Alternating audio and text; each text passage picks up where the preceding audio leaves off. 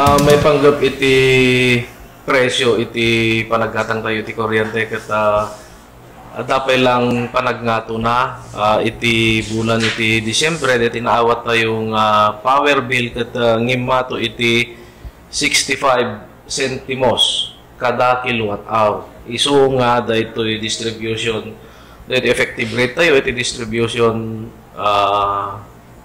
system ket ngimmato iti 82 centavos gapo kada gitoy panaggaraw ti kuryente generation transmission kundi ti system loss.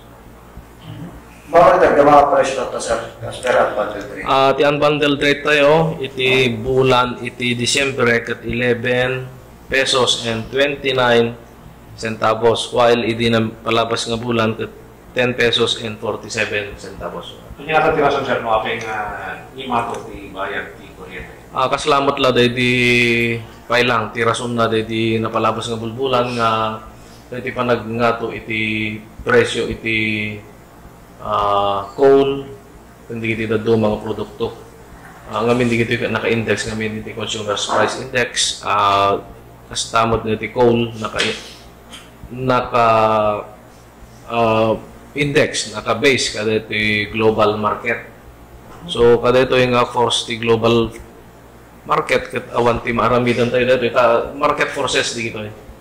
Historically sir, no December natin tapos December gumato ti presyo kuryente when lumaka. Hamat adamot di giti panawon iti nga no kalamiis na ket hamat nga kuti. Ngam dito nga may naket gaputa amo tayo nga dito dito mobility siguro ket giti restriction na baybayag laeng ti shipment da kada dulaan di gitoy remigat ti panaggatang. Sir, tunggal mo na ti bayad ti kuryente, ano ti mong pabaso iti inay ka nagalaksyon mo sir? On kaskas di lawlawag milat na kada giti consumer no anak gapuna di giti nagnatuan na ang basol ano ana ilawlawag mi di giti nagnatuan na di giti nga commodity saya nang runa dati kuryente ket no kalamiis na nga kunada dati naggatangan tayo iti presyo ijay sa kalubungan nang runa di giti agus usar ti coal ito'y nasyon nga nalalamiis ket usaran da dati coal nga mi nga pagpapudot da iso nga by law of supply and demand umina dati ta aduti agkasapulan. Ngayon dito yung distribution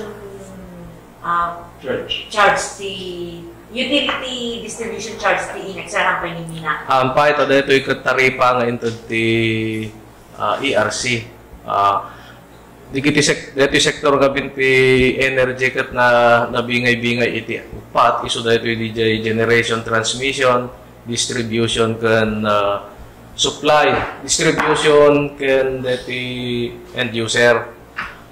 Dito yung generation aket competitive dito yung sektor. Yung transmission and distribution pakaibilangan ti inek ket dito sektor nga regulated.